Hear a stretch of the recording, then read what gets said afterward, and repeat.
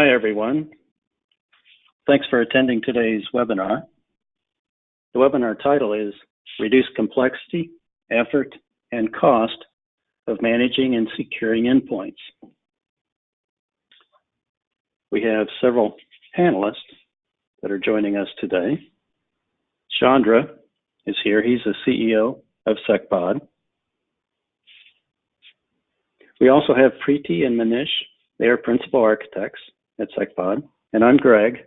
I head up our partner program. And we'll have the screen coming up here in a second. Here it is. As we get started.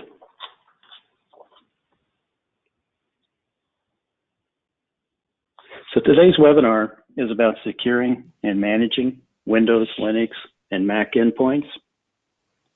Specifically, how can we do this more effectively? How can we reduce complexity and reduce cost? During the webinar, please submit your questions. You can type those in, and towards the end, we will respond to those questions. To begin with, let's consider the problem around successful security exploits. What contributes to these continued attacks? Why are they so successful? And why is there such a problem? Chandra, could you share your thoughts on this? Sure, Greg. Thank you. Thanks everyone for joining this webinar today. My name is Chandra. I am the CEO of SecPod. So the question is, what contributes to the continued attacks that are occurring today? So in my view, the biggest contributor for continued attack, I think, is not having a cyber hygiene practice in place. So if you look at the industry in the last 5 to 8 years, I think it has undergone significant changes in terms of how these attacks are performed and how these attacks are perceived by us. And of course, there's a lot more fear than it used to be before, which is justifiable, looking at some of the attacks that are happening today. And of course, there's a lot more care also in order to defend and prevent ourselves from being attacked. And also more attacks are being reported, and even targeted attacks are increasing. So all of those attacks that are getting published, or the exploits that are getting published, are invariably because of some of the weaknesses and some of the vulnerabilities and misconfigurations that have been there in our environment that we are trying to protect. At the same time, the IT infrastructure itself has undergone significant change with the inclusion of cloud containers, mobile devices, and also the traditional IT infrastructure, if I can say, the desktop laptops and the server environment. And also with the perimeter definition vanishing, I think it is becoming even more complicated. So one trend that we are seeing these days is that new products are coming in, new layers are getting introduced into this security architecture, or the onion layer, if I can say. So that is good in the sense that there is some amount of innovation is happening in the product side. A lot of new vendors have joined the bandwagon and trying to solve some of the pressing challenges. But at the same time, it's also kind of disturbing in the sense that some of those additional investments that we are making into the products are not really making much difference to the security outcome. So that is the biggest challenge that we are dealing with, I think, as an organization today, trying to protect ourselves or prevent attacks from happening. So people are really afraid to bring new technology. It's a big hazard to try anything new, and most of them require a huge amount of effort and also do not yield the expected result or promised results from the vendor. So going back on my earlier point, so the real miss is basically not having cyber hygiene measure in place. So I think that is one of the biggest contributor to the continued attacks that are occurring today, right? One of the things you mentioned was there's a lot of products coming to market. There certainly are. There's a lot of things to look at. So, Chandra, what was the inspiration or the starting point for SanerNow? Or why would you view SanerNow as being different than what other people are doing? Yeah. So the starting point, you mentioned starting points are the inspiration. So we've been looking at least in the information risk assessment area. So there are a number of challenges that have been there for the last decade or so. So we generally tend to do periodic assessment, trying to identify what kind of loopholes or weaknesses are present. And also, most of these are audit driven. So in the sense that we perform a risk assessment exercise once in a quarter or once in a month, and trying to understand what kind of problems are there or weaknesses are there. But there are many challenges or issues that are there with this approach. One is that there are products, you run a scan, you typically take at least a week time to perform a scan across all the organization systems, and then prepare a report that can run into thousands of pages. And as a security administrator, you have to go through each of these items that are identified as a risk, and then figure out what is the risk mitigation strategy. And that is a manual effort. In addition to that, there are these network resource bandwidth consumption issues and system resource consumption issues that are bothering or someone to run scans more periodically than the monthly or the quarterly schedule. The reason why we should do more regular risk assessment exercise is that if you look at the vulnerability statistics over the last 1 or 2 years, at least 60 to 70 new vulnerabilities are getting introduced into the publicly known vulnerabilities database. Now, that is really alarming in the sense that if you're doing a periodic assessment as we used to do once in a month or once in a quarter, so that's not really helpful. And then there is a challenge of fixing those, which invariably takes at least 3 to 4 months for any organization to apply these prevention mechanisms and secure these systems. So basically, this was the primary problem that we wanted to solve to start with. And that is how we came up with an approach. Can we have one product that can identify these problems and also mitigate these problems? And can we automate this to a greater extent? If I can do that, and so if I can make it like a daily process, so that would help us understand the risks on an ongoing basis and also have risk mitigation in place and automate this process of achieving vulnerability-free environment or a threat-free environment on a daily basis. So that was basically the starting point.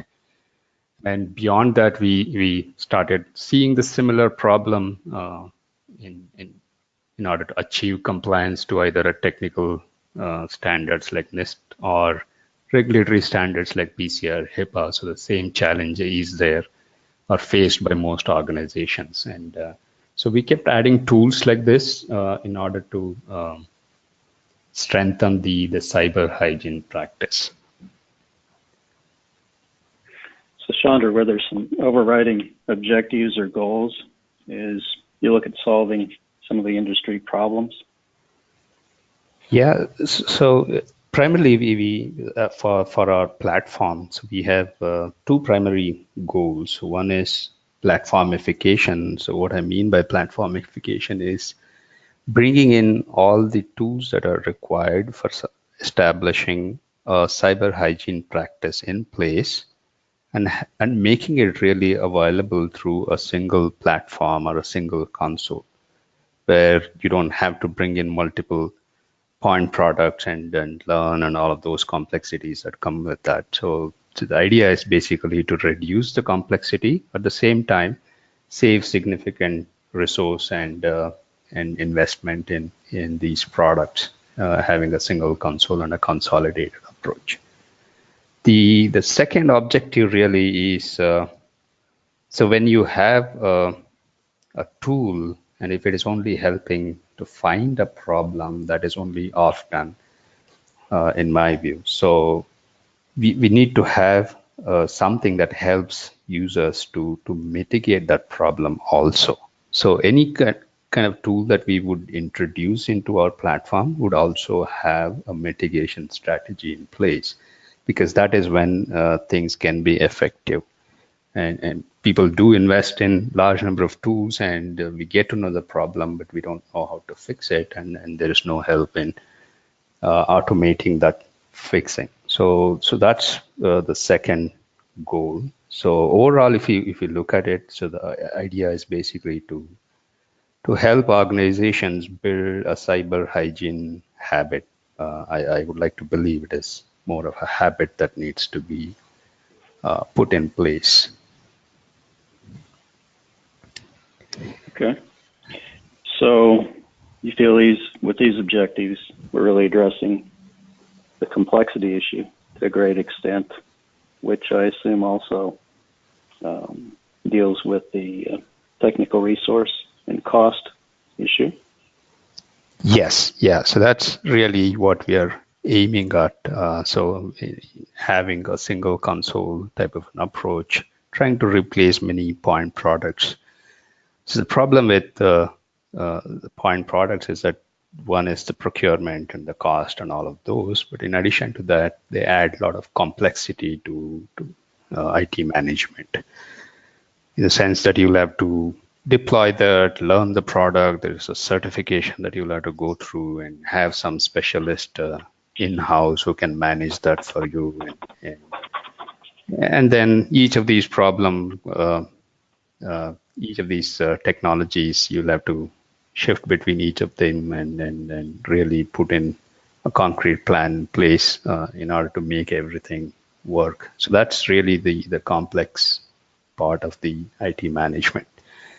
There are a large number of products. So I was working on an article recently that trying to see if we can categorize these different products. So I came across with hundreds of products that are out there, and hundreds of category of products that are out there for information security. So it's really a complex ecosystem, or tools or product ecosystem that is there. So that needs big consolidation and really and make life easier for IT management teams to work with limited number of tools and technologies. And security is not just the tools problem. I mean, tools alone cannot solve the problem. You need to have these additional people-oriented processes in place to achieve that effectiveness.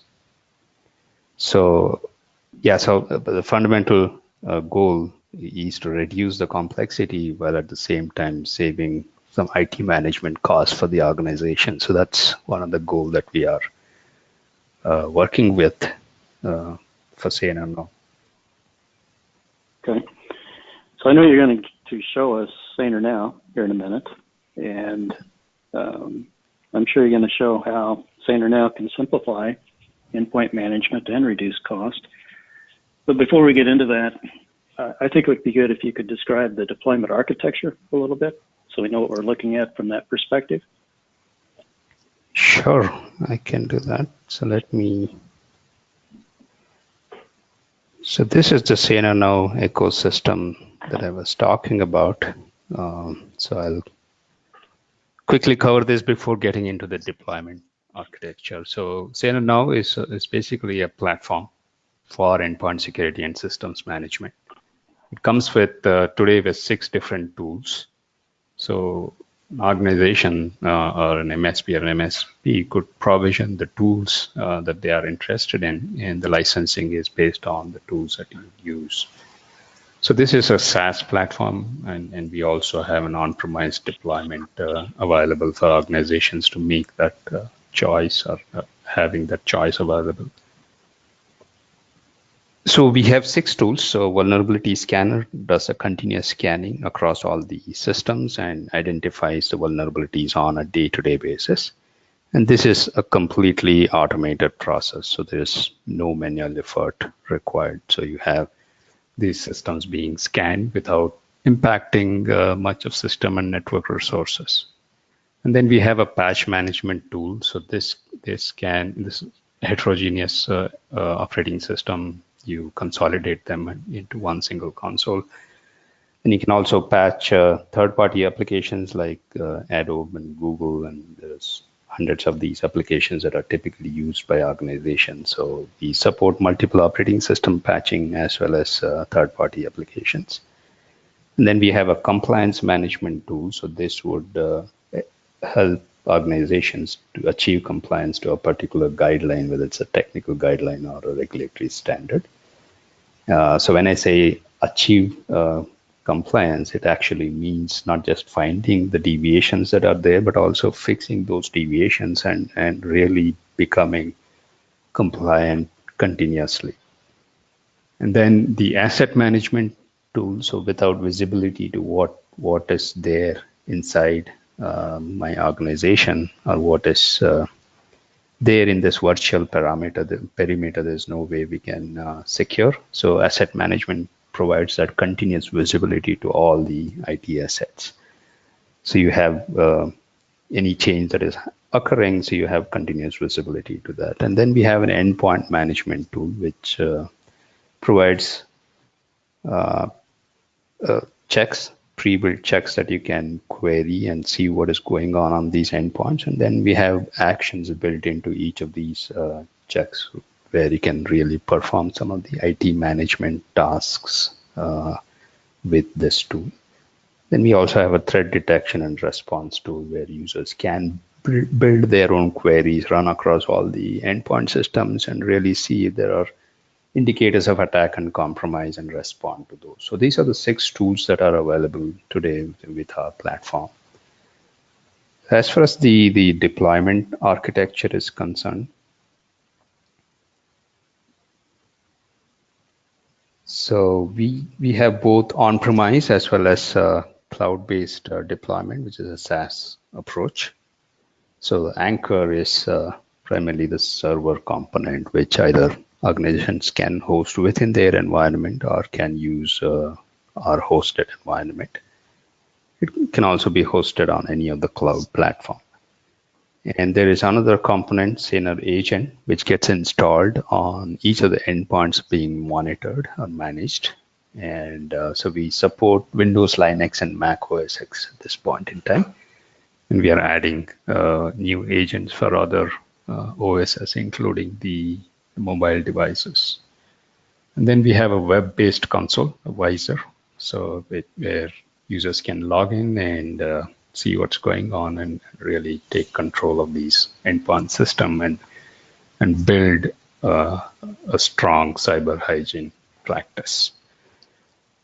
So agents will connect to the server in live interaction mode. So they have real-time access. I mean, they communicate in real time. It's both ways. So either way, you can pass on these instructions, and web-based console will allow you to see what is going on and then apply changes as we need to. So this is basically the architecture as well as the deployment of our SanerNow platform is concerned.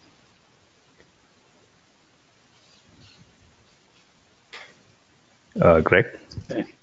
Yeah, that's great, and I can see it's a very straightforward structure. It seems to make a lot of sense, and I think it's particularly good that the server can be hosted as a SaaS solution by SecPod as well as by enterprises.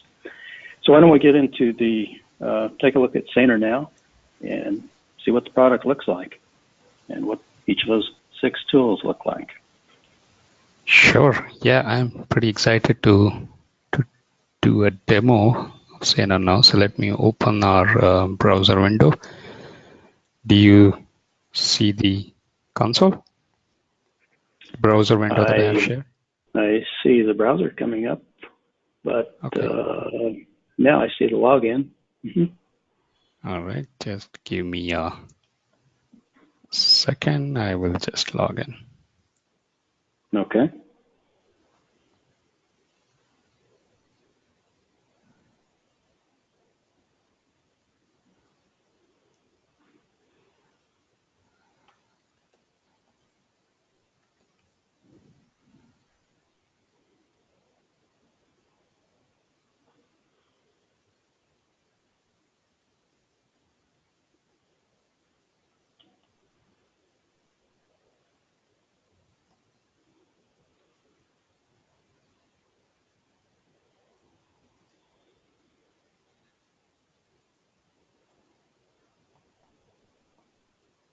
Okay, hope you can still see the screen. I can see it just fine. All right. So as part of this demo, so we have signed up and created a user and also created an account or a site where these agents would be deployed. So the next immediate step is actually to deploy these agents, and then we will get on to our platform. So I'll ask our team to go ahead and deploy the agent, and let me know once the agents are deployed.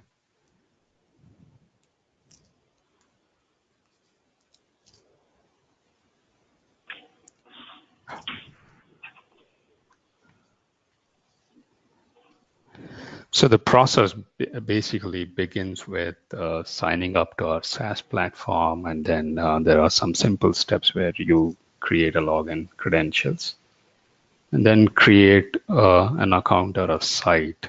A site is essentially a deployment container. So if you have an organization that is having multiple office locations, and if you would like to manage them separately, you can create these sites, and you get different access to these sites from the management console.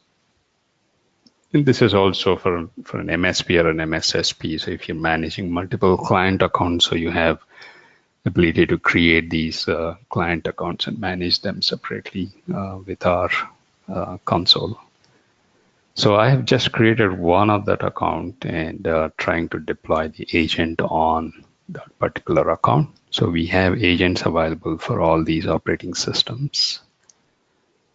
So we are going to deploy the agents, and then we will see a lot of things coming up on the dashboard and the interface without much effort. So I'll take a minute here.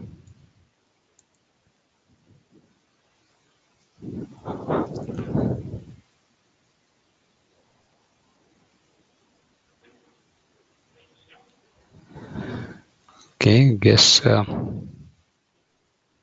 few agents must be already deployed. So we have 4 systems it is deployed on. So this is one of the site where the agents were deployed just a moment ago. Looks like we already have some data coming in from some systems. So let us take a look at all the systems where we deployed the agent. These are the 4 systems where the agents are deployed. And you should see some systems trying to scan. And there's one system which has already finished the scan as well. So scan generally takes about 5 to 6 minutes to complete. And some of these Linux and Mac systems are really fast, and Windows tends to take 5-6 minutes. Okay, so we have all of these systems trying to report their findings, and they've already started pushing some information onto the dashboard. So you have 4 systems, 50% Windows, a few of them are antivirus protected. So there's a lot of information that is coming in from different systems, different agents. So I would leave these agents to complete the scan. Looks like another system, the Mac system, also finished the scanning. So in the meantime, let me show a couple of things. This is a place where you can create multiple accounts. So we have one account created with 10 subscriptions. Likewise, you can create multiple accounts.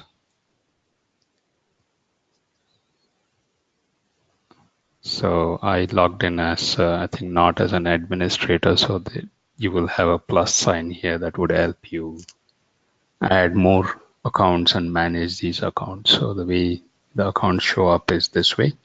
So you'll have another account, and so that way you can shift between these accounts and manage them. We also have ability to add more users into the platform. So you can give the email ID that becomes your login and then the password and all of that. And you can also provision these tools for every new user that you create. So if I'm creating a user and I want to give access to that user only for patching. So I would just enable that and save that. So when that user logs in with his or her credentials, he or she will only see the account that is provisioned and also the tools that user is provisioned with. So there's a lot of flexibility around creating multiple users, multiple accounts, provision the tools that each user needs to have access to, and have the facilities for them to manage these separately. There are these mail settings and two-factor authentications also available for, this is for reports, and this is for, of course, an OTP-based authentication that you would do with our platform.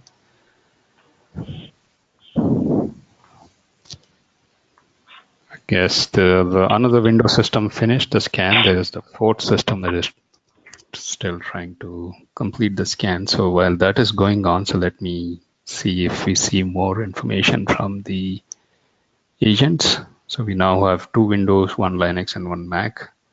These are the total number of applications that are installed on these 3 systems. There are a few outdated applications that are being used. And already found about 800 odd vulnerabilities in those 3 systems, and these are the criticality of each of these vulnerabilities. And it also talks about the patches that need to be rolled out. So you have 50 patches. If you roll out those patches, you will be able to fix all the vulnerability. So that is the impact really, as well as finding the problems, but also having the ability to fix those problems. And then we found some compliance deviations based on the default SecPod benchmark that we have created, and it found some fixes that could be applied to bring those devices into compliance. And it also found some indicators of attack on probably one of the system. Let's observe or see that further information. So this is basically an overview from each of the tools. Now, agents can be deployed multiple options. You can push it through Active Directory or any of the software deployment mechanism that is out there. So you can have it installed in a silent mode, and you also have further flexibility in terms of creating groups, and you can drag and drop those devices into custom groups that you may have created. There are some criteria available as well to create the group, so the devices will be automatically pushed into that particular group. And then we have some settings to control the behavior of the agent. So you can create new settings and really decide what time to run a scan, and should the scan run in low mode or full throttle mode? Do you want to apply a CPU threshold to the agent? So all of these are controllable.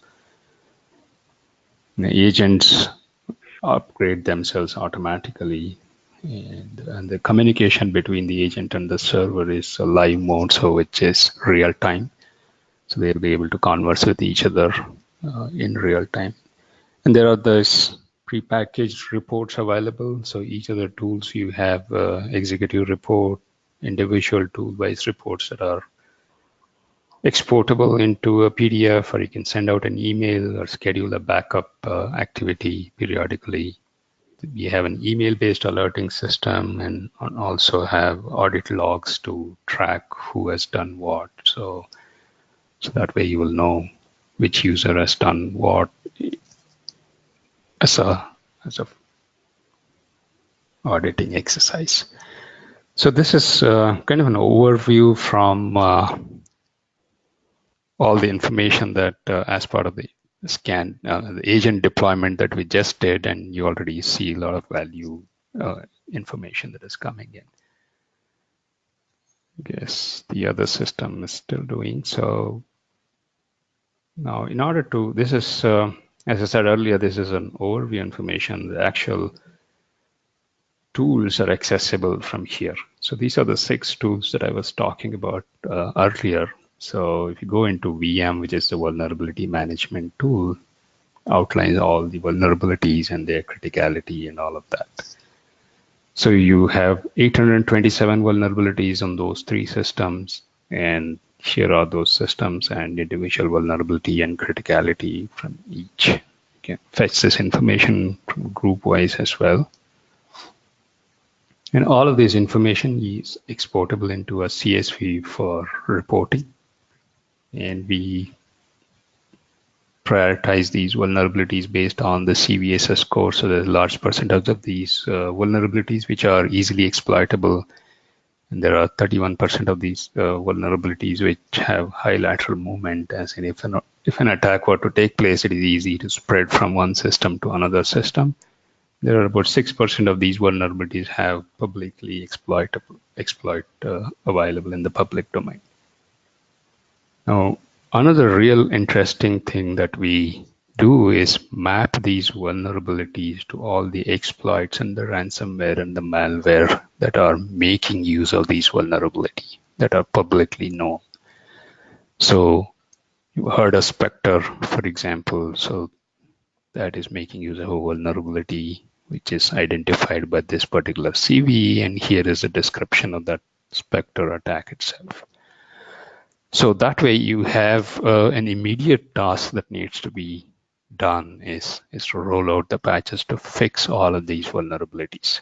And criticality is, of course, very high because these are being exploited in the wild now. So there's additional information like what are the vulnerabilities that are being discovered, total number of vulnerabilities that are there, and also the impact of fixing these vulnerabilities. So you have apply these many patches, so you have all the vulnerabilities mitigated. Now that we understand all the vulnerabilities that are identified, let's look at ways to fix that. So that is there in the patch management tool.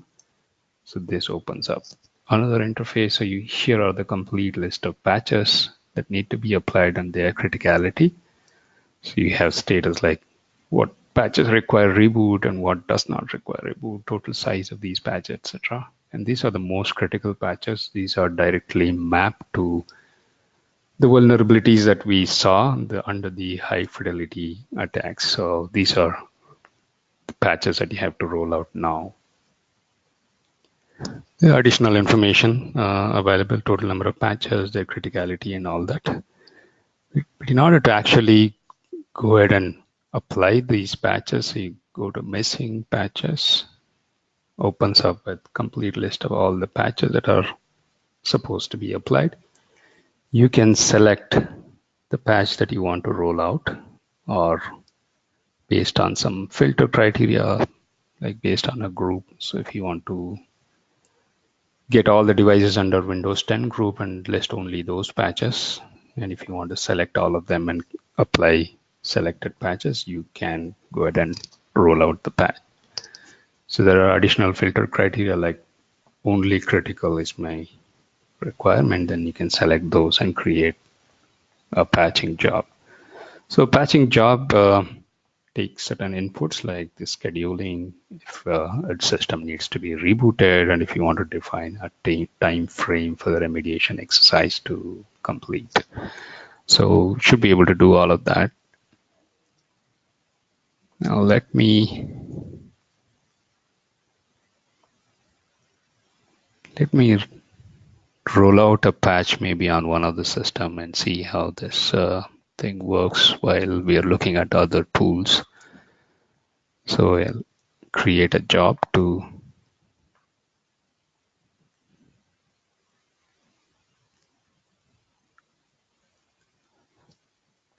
say immediate apply selected patches. So a job got created, and within no time the system should pick up this job and start installing these patches that I asked it to install. So while that picks up, let us look at a few of the other capabilities around patch management. So we also have ability to mitigate the misconfigurations that may be there in order to harden the devices. So you can select that, just like the way we created a patching job, you can also fix all the deviations or misconfigurations. So you have information about each of the misconfiguration. This is about account lockout related policy. So this capability is there for Linux and Mac systems as well. We have segregated most critical patches, then a rollback facility where if you want to uninstall an already applied patch because it's causing some problems, you can remove those. There's also a way to automate the patching exercise. So this is really powerful, where you can select the list of applications that you want to automatically patch as and when a patch is made available by the vendor. Now, a vulnerability is released, a vendor has released a patch to fix that. And if you have an automated rule to roll out these patches, our agent would identify that and it will apply those patches without user intervention. So you can schedule that activity to run daily, weekly, or monthly, or on a scheduled scan basis. So whenever the scan happens, it identifies a vulnerability and there is a rule available to mitigate that. It will go ahead and fix that. And as part of that, it can also reboot the system if necessary. Yeah, sure enough, so the Windows 7 system picked up and started installing the Java and Wireshark patches. So we should see the status of that particular patching activity in a few minutes. Now that we've seen the patch management tool, so let's go into a compliance management tool.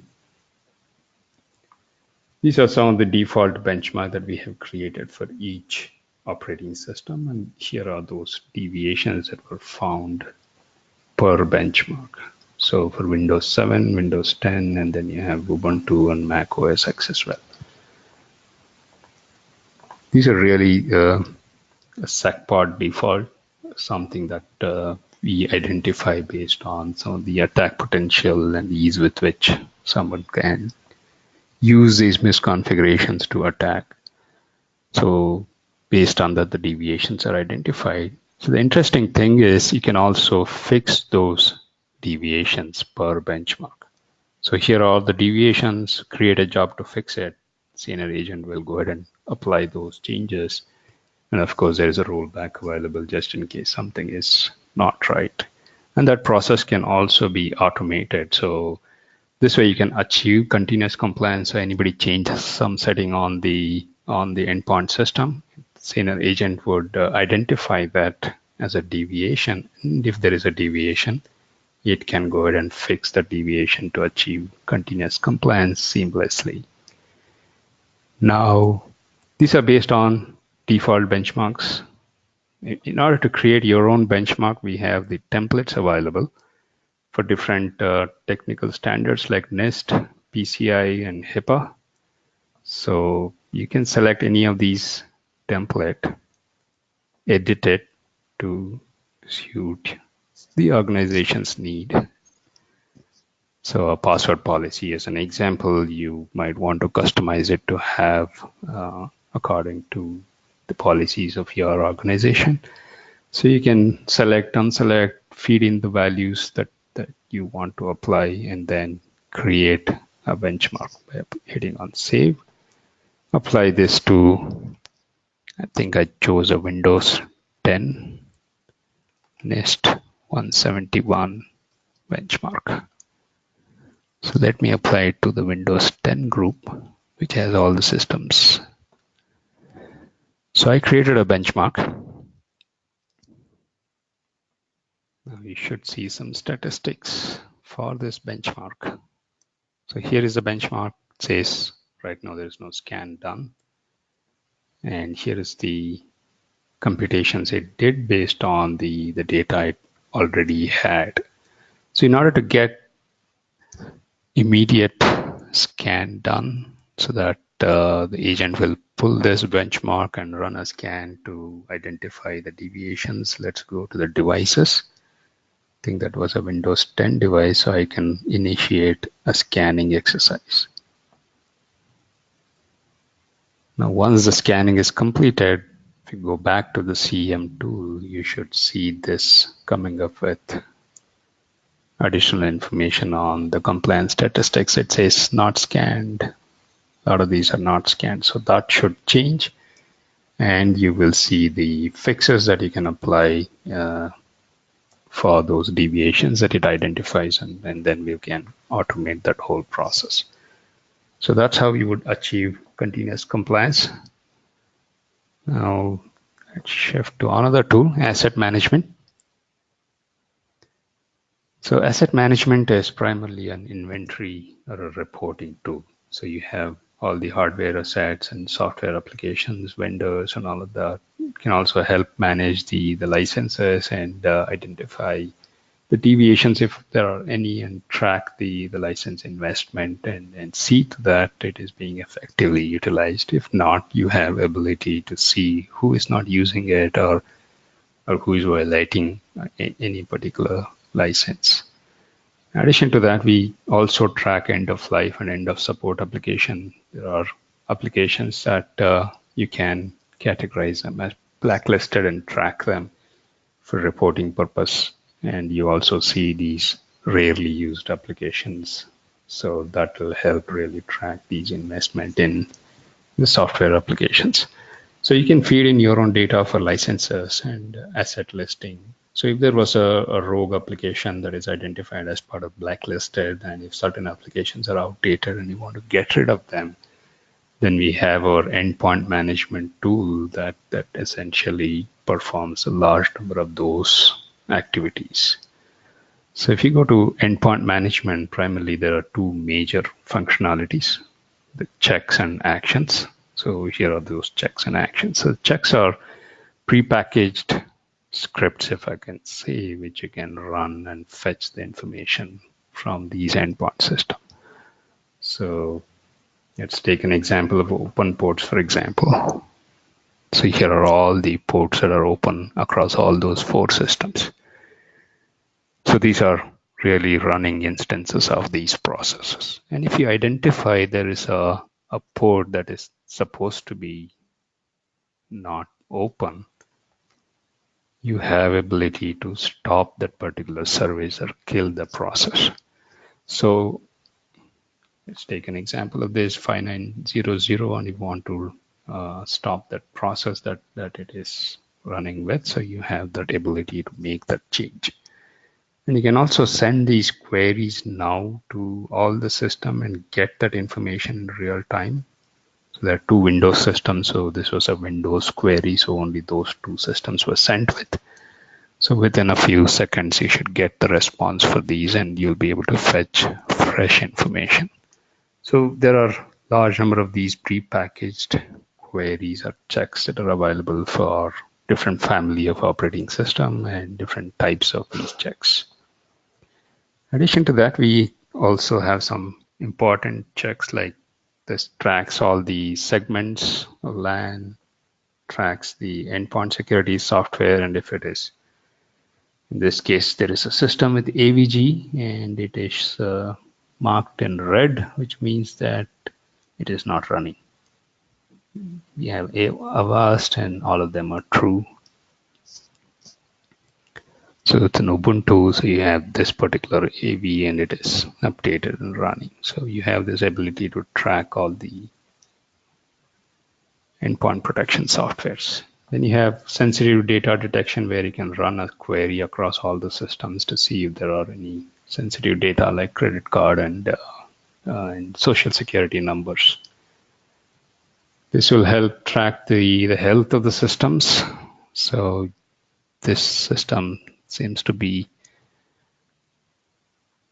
occupying, a large amount of disk space is used up. So if you click on this, you will be able to see live system data for CPU, RAM, and network information and all that. Sure enough, so you see CPU, 35% is the memory that is being used, doing some disk operations as well as network information. So this is real-time live information coming out of those systems. And those were the checks. And let's look at the actions. These are array of actions one could perform on these endpoint system, application and device control, software deployment, managing process like starting and stopping, editing registries, stopping and services. So all of these are activities that you can perform across endpoint system with one single task or a job. So let me take an example of software deployment, for example. So we have prepackaged list of all the applications that you can select and roll out across all the system install. So you can select the devices where these applications need to be installed, and those will be taken up immediately. And there are some filtering criteria available as well. And you can also upload your own application like an MSI or an EXE or a compressed zip or a tar file. Even applications which require some build creation, so you can have them tarred and zipped and then deployed to the endpoint system. And we also pull the information from, the applications or the installers from external repository if you have, and feed that or connect that with our repository here. And once those applications are packages are created, you can install those applications from here. There's another facility where you can provision applications. So if as soon as you install Saner agent, if you have created a rule to install some of the standard applications, the agent would recognize that and it will install all these applications at once. So that way you can make this system ready for use almost immediately. There's also a way where you can uninstall an existing software. So I talked about rogue application, blacklisted applications. So you can select those and remove those applications from here. So that's the software deployment tool alone under the actions. So likewise, you can perform other activities as well. Okay, I guess touched upon all those tools. So these are different systems. So this looks like this system remediated and requires a reboot. So this is the status. So let's go and see the patch management tool. We had created a task to remediate. Yes, a reboot is required. It has successfully installed 1 and 2, and probably this is failed for some reason. Should be maybe post the reboot, it should be able to take that up. So you can select the device and schedule a job to reboot from here.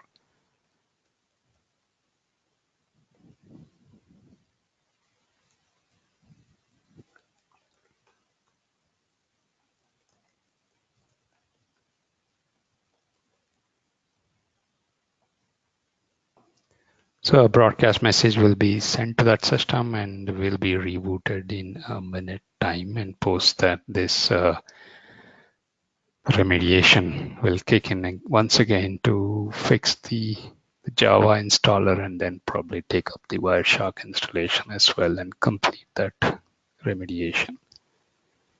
We had also created a job to run a scan on one of the system, with respect to the compliance benchmark that we ran? Yes. So you don't have those not scanned markings anymore. So you have the Windows NIST benchmark, 100% deviations. Here are those rules which are fully compliant, like the FIPS compliance is true. But if you look at the other requirements, there are some deviations, like some are pass and some are failed. So if you have to go ahead and apply these remediation, so you have that option available here. So this is a complete list of deviations that are identified as part of that benchmark, and then you have a remediation window that will open up, and you can fix all of them to make this 100% compliant.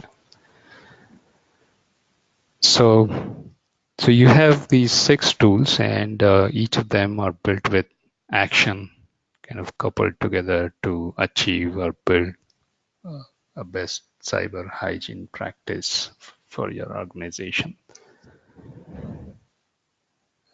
Greg, with that, I would like to conclude my overview. A quick thing. Okay. All right. Can you bring up that other slide?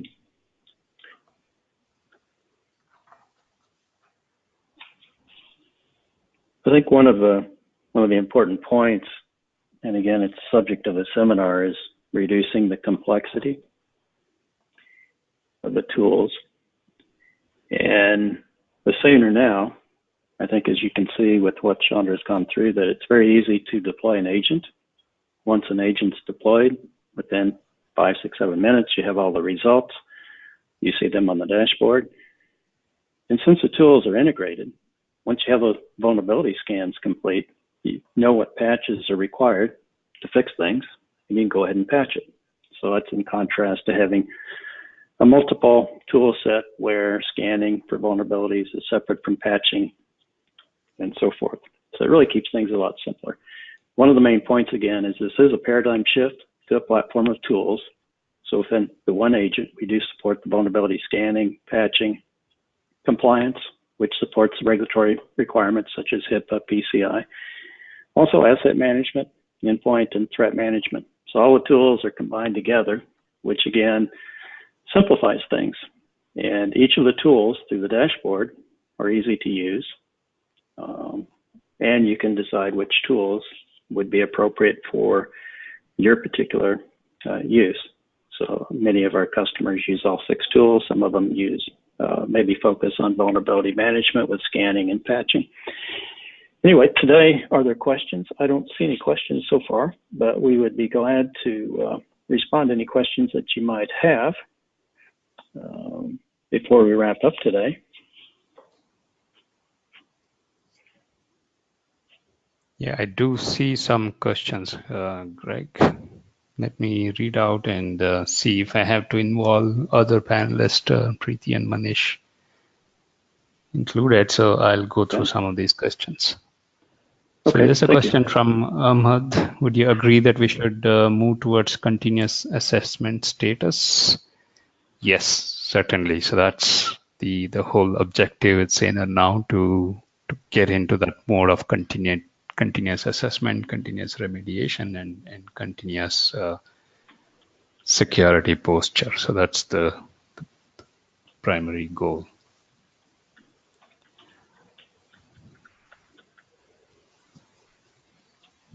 Is there a desktop control module? That is something that we are working on. As part of the next release, we will have a remote control capability added as well.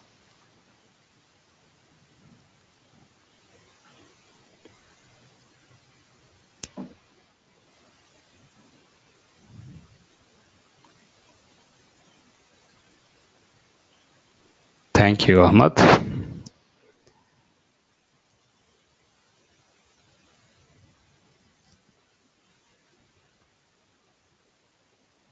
So there is a question from Dave. Is SanerNow a SCAP compliant tool? Yes. So we have been one of the vendors who have been prominent in the SCAP standards development and also the SCAP oriented content creation. Thanks for asking that question, Dave. We have been really involved in the development of that, and so our product is fully SCAP compliant. So all the data and the report and results that you see are through the SCAP content that we have, and it can also produce the results in the SCAP format for integration with other technologies and tools. Thank you once again for asking that question, Dave.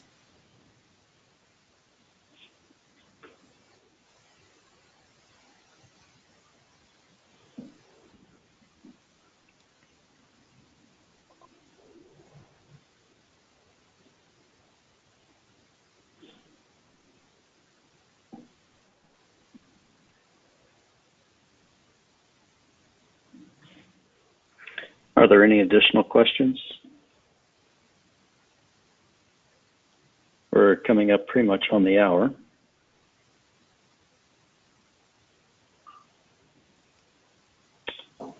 Yeah, there is another question from Dave. Who can be contacted regarding pricing? Greg, that is for you. Okay. Yeah, pricing is very practical. It's by endpoint per month, and it starts at like 50, 60 cents per endpoint just for scanning. All the tools together work up to about $270 if we host it, the server, as a SaaS platform. And on the screen that you see in front of you, that's the SanerNow website, the portal. There's a pricing icon at the top that you can go to and see prices for each of the tools. There's also a try for free icon in the upper right. So you can try the product out, SanerNow, for 30 days on a free trial for up to 10 endpoints. And that's great because it only takes a few minutes to go through the sign-up process. And with that, you can go ahead and install an agent, find out how many vulnerabilities you have on a particular endpoint, see what patches need to be applied, apply the patches, compare your endpoint with the various compliance standards, benchmarks. So you can do all that very, very simply.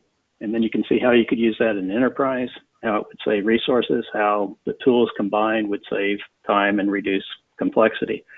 So the SanerNow, that's www.sanernow.com is the portal, and it has all that information right there.